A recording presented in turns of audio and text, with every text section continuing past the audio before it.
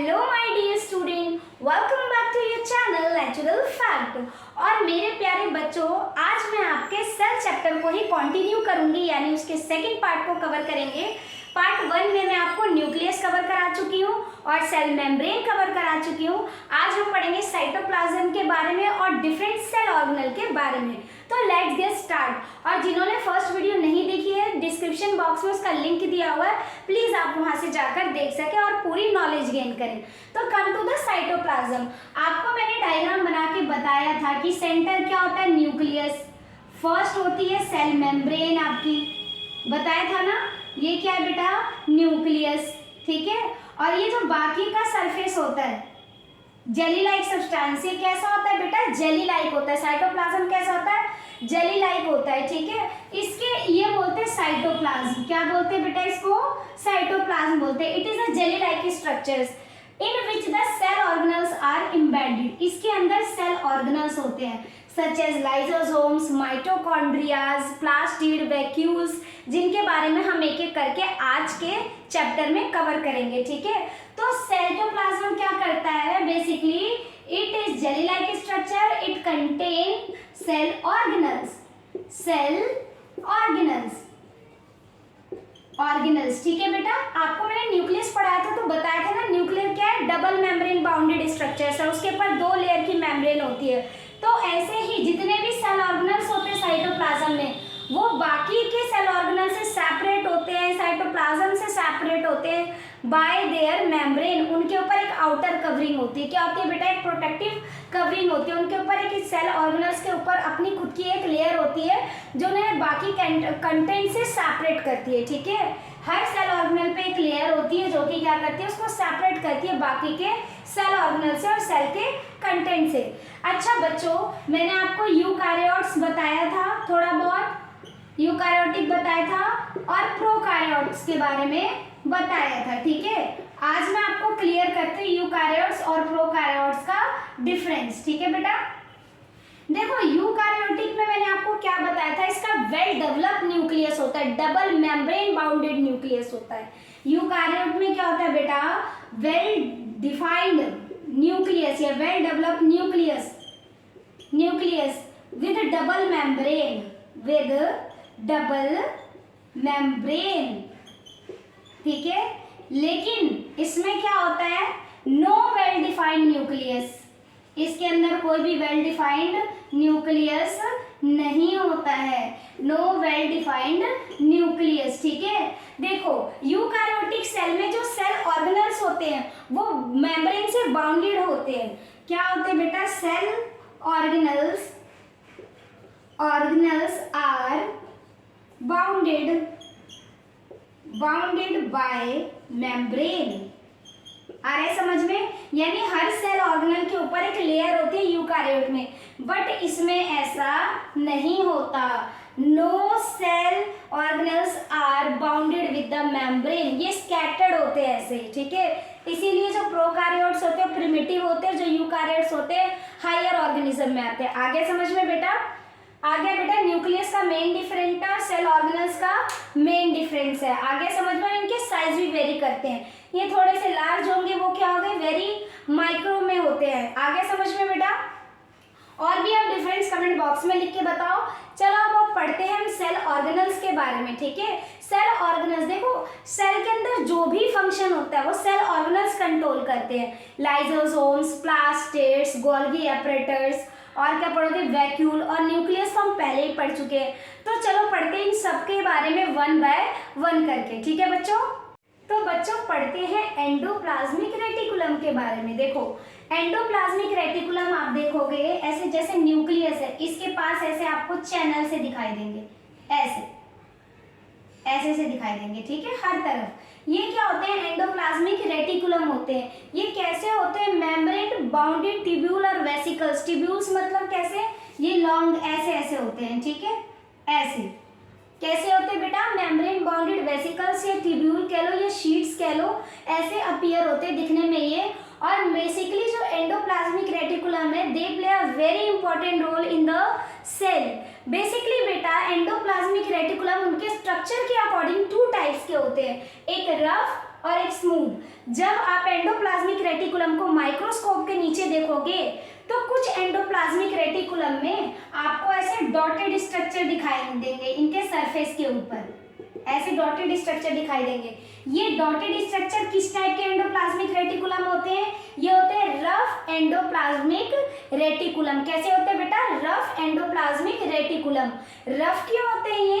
क्योंकि जो डॉट्स दिखाई दे रहे हैं क्या होते हैं? राइबोसोम्स होते हैं। क्या होते हैं बेटा? राइबोसोम्स होते हैं। आपको पता है राइबोसोम्स का फंक्शन क्या होता है?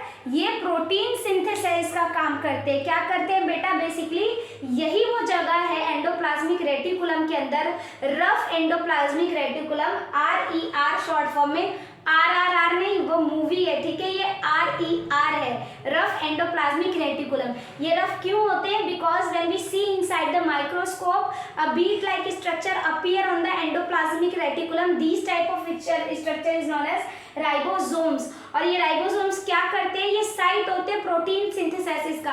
आपको पता है ना प्रोटीन कितना इंपॉर्टेंट है सेल के लिए, है ना। और बेटा सेकेंड आपके होते हैं स्मूथ एंडोप्लाज्मिक रेटिकुलम। ये बिल्कुल स्मूथ से दिखाई देंगे आपको माइक्रोस्कोप के अंदर। और ये बेसिकली क्या मैन्युफैक्चर करते हैं? लिपिड्स और फैट मॉलिक्यूल्स। ये लिपिड्स और फैट मॉलिक्यूल्स बहुत इंपॉर्टेंट रखते हैं वर्टिब्रेट्स में, जैसे हम हैं मैमल्स, है ना, क्योंकि ये क्या करते हैं? डिटॉक्सिफाई करते हैं पॉइजनस सब्सटेंस को। ये वर्टिब्रेट में क्या करते हैं? ये वर्टिब्रेट्स में क्या करते हैं? डिटॉक्सिफाई करते हैं। किसको? पॉइजनस सब्सटेंस को। किसको बेटा?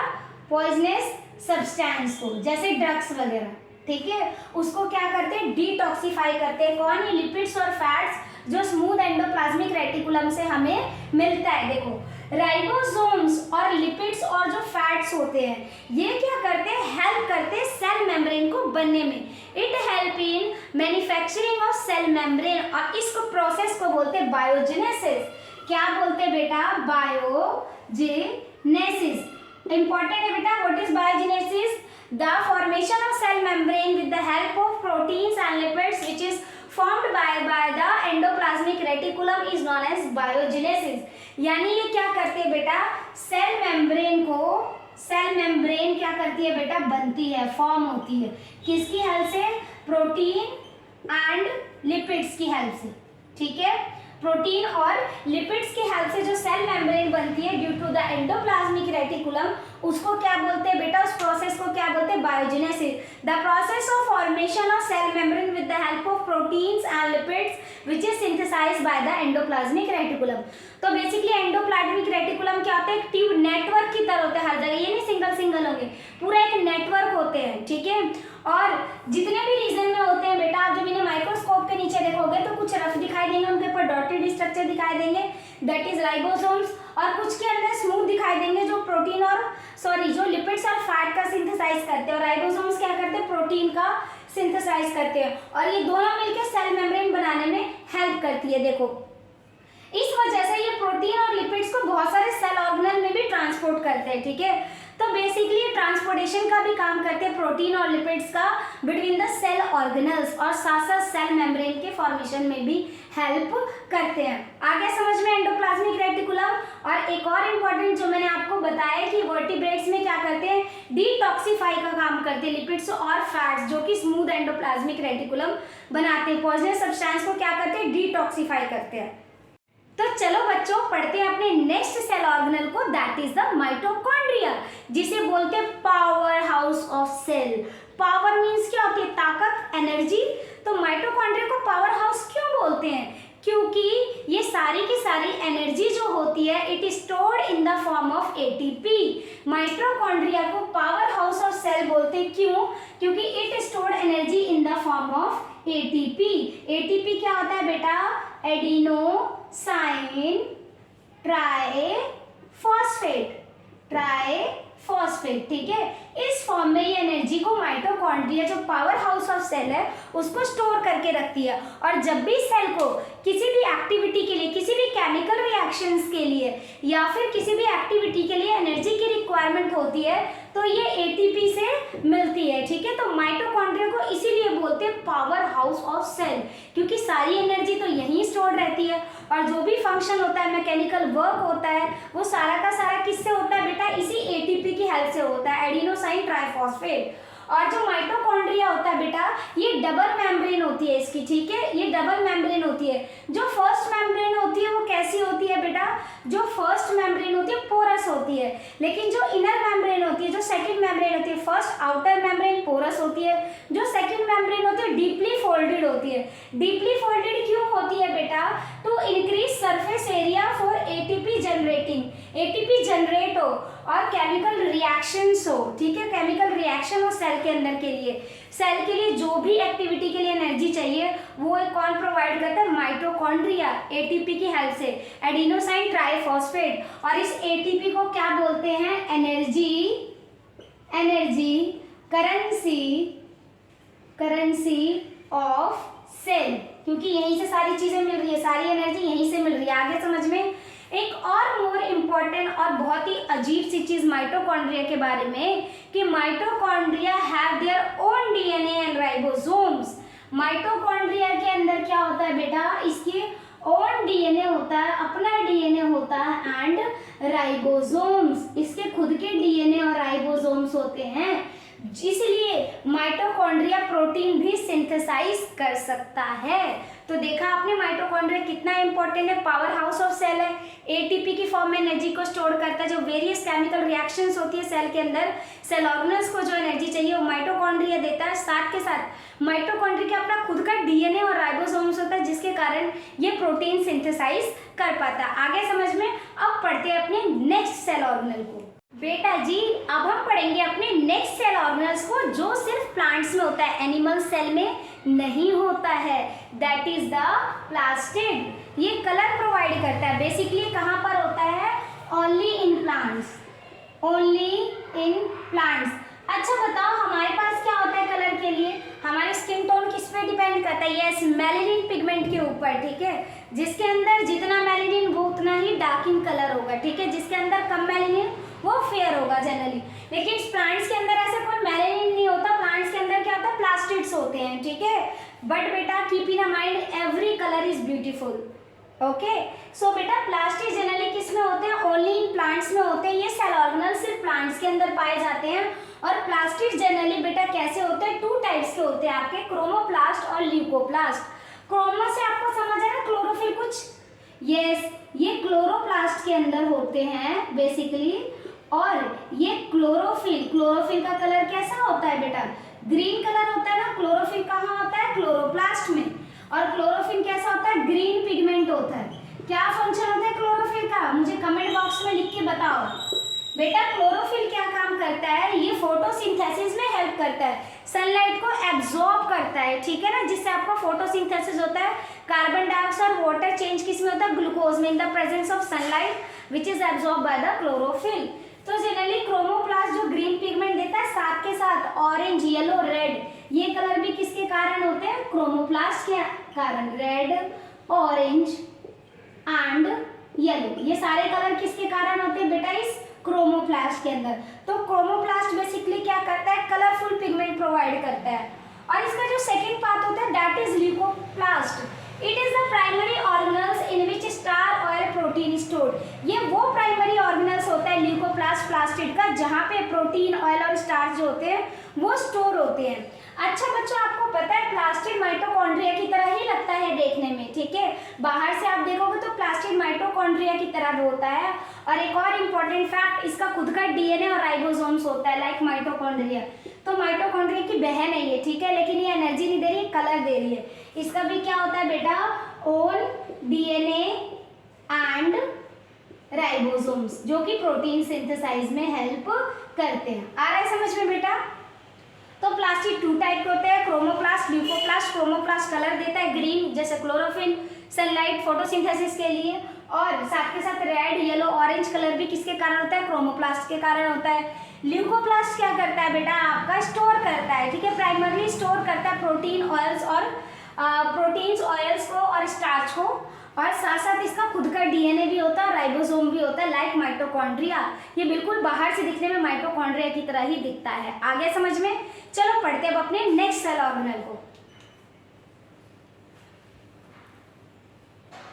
चलो बच्चों पढ़ते हैं नेक्स्ट सेल ऑर्गेनल्स के बारे में, that is the vacuole.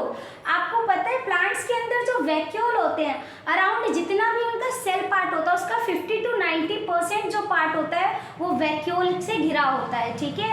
But in human beings और animals generally very small vacuole होता है और मे बी एब्सेंट्स भी होते हैं। आगे समझ में बेटा, तो वैक्यूल जनरली किसमें मोस्ट इंपॉर्टेंट रोल प्ले करता है? प्लांट्स के अंदर। प्लांट्स के अंदर मोस्ट ऑफ द लाइफ जो होती है सेल के अंदर, जो स्टोरेज का काम होता है सब्सटेंसेस का, वो वैक्यूल के अंदर ही होता है। आ रहा है बेटा? तो वैक्यूल जनरली कैसे होते हैं? स्टोरेज सेट होते हैं सॉलिड और लिक्विड मटेरियल्स का प्लांट सेल के अंदर, और प्लांट सेल के अंदर ये 50 से 90% जितना भी सेल कंटेंट है उसका कवर करते हैं। लार्ज होते हैं, एनिमल में कैसे होते हैं? स्मॉल होते हैं। सेकेंड है, it provide turgidity and rigidity of cell. It means cell की शेप को मेंटेन करता है, सेल को फ्लेक्सिबिलिटी प्रोवाइड करता है, उसको एक्सटर्नल एनवायरनमेंट से प्रोटेक्शन का भी काम करता है वैक्यूल। आ रहा है बेटा समझ में? थर्ड पॉइंट है, many substance like amino acid, sugar, protein are stored in vacuole. बहुत सारे ऐसे सब्सटेंस, कुछ अमाउंट ऑफ प्रोटीन, सारे प्रोटीन ही, but some protein, amino acid, sugars और ऑर्गेनिक शुगर भी, सारे के सारे किस में स्टोर होते हैं? वैक्यूल में। किसमें? सिर्फ प्लांट्स के अंदर।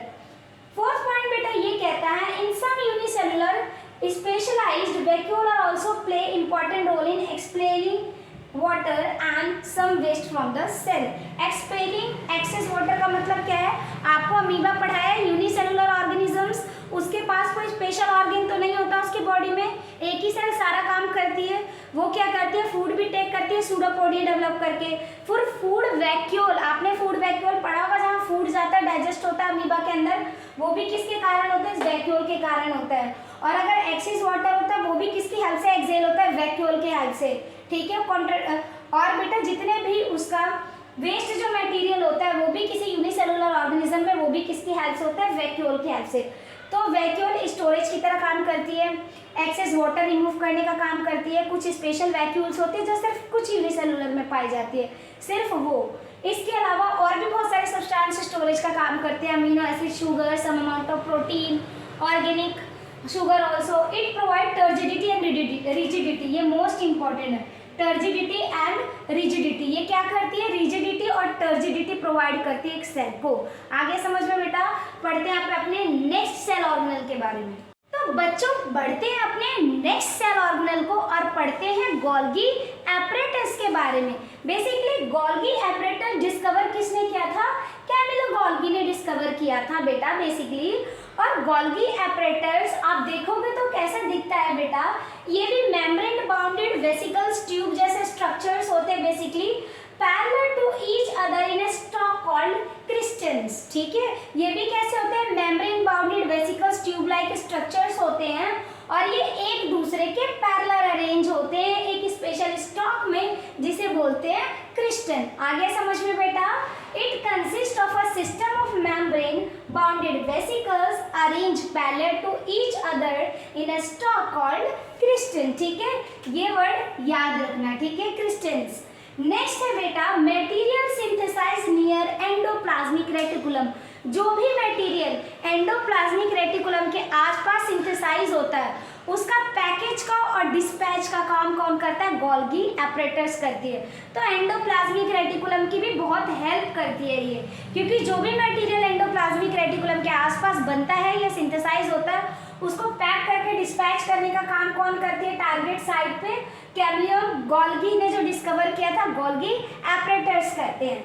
नेक्स्ट आपका है it also involve the formation of lysosomes. अब आप नेक्स्ट सेल ऑर्गेनल पढ़ाऊंगी लाइजोसोम जिसे सुसाइड बैग बोलते हैं, उसकी फॉर्मेशन में भी इसका बहुत ही इंपॉर्टेंट रोल है। इसके बाद इन सम केस कॉम्प्लेक्स शुगर में भी made from simple sugar bye Golgi apparatus. कुछ स्पेशल केसेस में जो कॉम्प्लेक्स शुगर बनता है सिंपल शुगर से वो भी कहाँ पर बनता है? गोल्गी एपरेटस में बनता है। तो देखो डिस्पैच का, ठीक है, स्टोर करके डिस्पैच करके डिस्पैच का काम होता है इसका, ठीक है, टारगेट साइट पे भेजता है इनसाइड और आउटसाइड द सेल, चाहे वो इनसाइड सेल हो या आउटसाइड द सेल हो। पैकेज करके टारगेट साइट पे कौन फेंकता है बेटा? गोल्गी एपरेटस फेंकते हैं, ठीक है। आगे आपको मेन इसका फंक्शन क्या होता है? डिस्पैचिंग का और पैकेजिंग का काम होता है। लाइजोसोम्स फॉर्मेशन में हेल्प करता है और कुछ कुछ केस में जो कॉम्प्लेक्स शुगर सिंपल शुगर से बनते हैं वो भी कहाँ बनते हैं? गोल्गी एपरेटस में। आगे समझ में। अब पढ़ते हैं अपने लास्ट सेल ऑर्गेनल को, दैट इज द लाइजोसोम। तो तो बच्चों पढ़ते हैं अब अपने नेक्स्ट सेल ऑर्गेनल को, that is the lysosomes. Lysosomes को सुसाइड बैग बोलते हैं। क्यों बोलते हैं अभी मैं थोड़ी देर में आपको बताऊंगी, ठीक है। उससे पहले पता है तो कमेंट बॉक्स में लिख दो फटाफट। देखो बेटा, लाइसोसोम्स के अंदर एक स्पेशल टाइप का डाइजेस्टिव एंजाइम पाया जाता है जो कि कौन सिंथेसाइज करता है, राइबोसोम्स। और राइबोसोम्स कहाँ होते हैं, यस, रफ एंडोप्लाज्मिक रेटिकुलम में। तो लाइसोसोम्स के अंदर एक स्पेशली डाइजेस्टिव एंजाइम्स होता है जो कौन सिंथेसाइज करता है, राइबोसोम सिंथेसाइज करते हैं। नाम से आपको पता लग रहा होगा डाइजेस्टिव एंजाइम्स, इट मींस ये क्या काम करता होगा, डाइजेशन का काम करता होगा। लाइसोसोम्स क्या डाइजेस्ट करता है, फॉरेन पार्टिकल, जो फॉरेन पार्टिकल्स होते हैं, फूड वेस्ट मटेरियल सेल के अंदर वॉर्न आउट सेल ऑर्गेनल्स होते हैं, उन सबको क्या करता है, डाइजेस्ट करके सेल को क्लीन रखने का काम करता है, ठीक है, सेल को क्लीन रखने का काम करता है। तो basically it is a membrane bounded sac filled with the digestive enzymes। Digestive enzymes कौन बनाते हैं, राइबोसोम्स। कौन बनाते हैं बेटा, ये डाइजेस्टिव एंजाइम किससे बना है, राइबोसोम्स के। और it is the disposable system of cell. Disposable क्यों, क्योंकि सारा waste material worn out cell organelle सारे के सारे कहाँ डाइजेस्ट होते हैं बेटा, यहीं पर होते हैं। और सेल को क्लीन रखने में बहुत ही इंपॉर्टेंट रोल प्ले करता है लाइसोसोम्स। देखो बेटा, सेल के अंदर जब मेटाबॉलिक एक्टिविटी होती है, जब मेटाबॉलिज्म होता है, अगर उसके अंदर कुछ डिस्टर्बेंस हो जाती है तो सेल क्या होती है बेटा, वो डैमेज हो जाएगी। जब सेल डैमेज होती है तो लाइसोसोम्स क्या करता है, अपने आप को ही डाइजेस्ट कर लेता है डाइजेस्टिव एंजाइम से। इसलिए इसको क्या बोलते हैं, सुसाइड बैग बोलते हैं। Lysosome digest itself when there is a disturbance in the metabolic activity in the cells and cell में गेट बर्स्ट। अगर सेल टूट जाए, फूट जाए, ठीक है, तो लाइसोसोम्स क्या करता है, अपने डाइजेस्टिव एंजाइम से खुद को ही डाइजेस्ट कर लेता है। इसीलिए इसको क्या बोलते हैं, suicide bag during the disturbance in metabolic activity. आगे समझ में बच्चों देखो, आज मैंने जितने भी आपको सेल ऑर्गेनल पढ़ाया, मैंने स्टार्टिंग में बताया था कि सेल ऑर्गेनल्स बहुत बड़ा इंपॉर्टेंट रोल प्ले करती है। जो यूनिसेलुलर ऑर्गेनिजम्स होते हैं बेटा, वो अपना सारा काम एक सिंगल सेल से करते हैं। सिंगल सेल क्यों कर पाती है, क्योंकि इसके पास सेल ऑर्गेनल्स होते हैं, सेल मेम्ब्रेन होता है, न्यूक्लियस होता है। इसलिए एक सिंगल सेल भी अपनी लाइफ को एग्जिट करती है। हमारी बॉडी की हर एक सेल का अपना खुद का फंक्शन होता है, ठीक है बेटा। और यूनिसेलुलर में तो सिंगल सेल का बहुत ही सारा काम होता है, रेस्पिरेशन का भी, डाइजेशन का भी, सारा ब्रीदिंग का भी, सर्कुलेशन का भी, सारा का सारा काम कौन करती है, मटेरियल ट्रांसपोर्टेशन का काम भी सेल ही करती है, एक सिंगल सेल। और मल्टी सेलुलर में स्पेसिफाइड सेल होती हैं जो ज्वाइन होकर टिश्यू बनाती हैं, टिश्यू से फिर ऑर्गेन सिस्टम बनता है, फिर उससे क्या बनता है, ह्यूमन बीइंग बनता है। जो मैं आपको नेक्स्ट चैप्टर जो मैंने ऑलरेडी पढ़ाया वो आपको टिश्यू, प्लांट टिश्यू और एनिमल टिश्यू आप जाके देख सकते हो, और उसका भी लिंक मैं आपको डिस्क्रिप्शन बॉक्स में दे दूंगी, ठीक है। आई होप आपको वीडियो अच्छी लगी हो, पर जाने से पहले प्लीज़ मेरे चैनल को लाइक और सब्सक्राइब कर दें। और बेटा एक जो टॉपिक है छोटा सा, सेल डिवीज़न, जो आप हायर क्लासेस में पढ़ोगे, उसमें आप पढ़ोगे कि सेल डिवीज़न 2 टाइप्स के होते हैं। एक माइटोसिस जो ग्रोथ के टाइम पे होता है, मैं आपको थोड़ा सा बता देती हूँ बेटा, कि बेटा आपके जो देखो सेल डिवीज़न एक छोटा सा टॉपिक है जो आप सीनियर क्लास में पढ़ोगे। सेल डिवीज़न 2 टाइप का होता है, एक माइटोसिस और एक होता है मियोसिस। माइटोसिस कब होता है बेटा, माइटोसिस होता है ग्रोथ के समय पे, और ये कब होता है, रिप्रोडक्शन फर्टिलाइजेशन के टाइम पे बेसिकली।